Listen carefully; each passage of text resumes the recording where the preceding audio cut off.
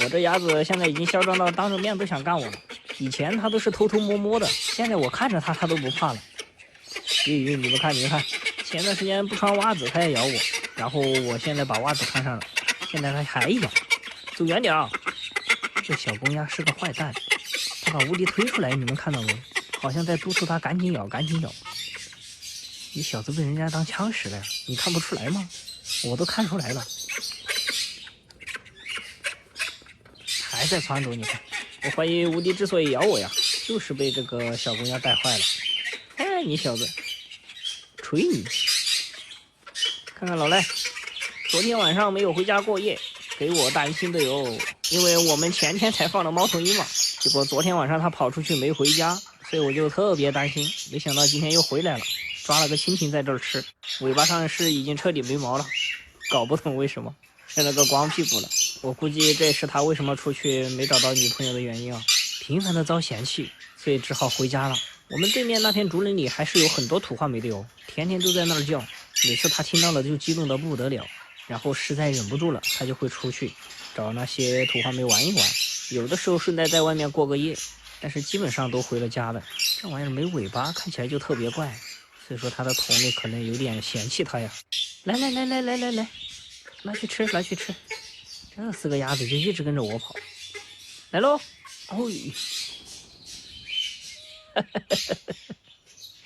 有的还刹车都刹不住。给老赖，你也吃一条呗。这鸟真丑。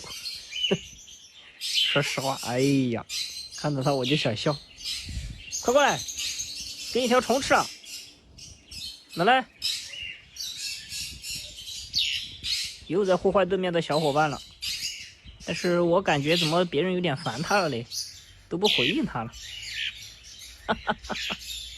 可能因为他长得太丑了。他这个尾巴呀，我至今为止没搞懂为什么要掉，也没关过它，对吧？一直都是散养的，照理来说不应该的啊。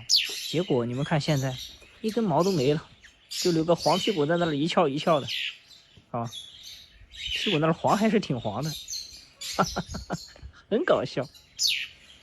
哎，不过有一说一，这家伙看得出来还是挺肥的啊，自己在外面还抓蜻蜓吃，挺好的。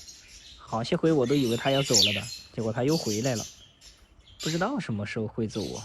反正吧，他就跟我养的鸭子一样，每次我出现就跟着我屁股后面跳啊。我进来准备换粮换水，然后他就跟着过来了，刚刚还在外面呢。来，我摸一下，想摸他一下吧，他又不干。好了，嘿，走了，少叫一点，对嗓子不好，听到没？哎呦，这还跟着我追出来了。你要干嘛？你也学坏了？你最小哎，这家伙就是后面我们孵的那个科尔鸭，被带坏了。果然啊，快速融入鸭群的方法就是来咬我。你们看，他们4个终于玩到一起去了。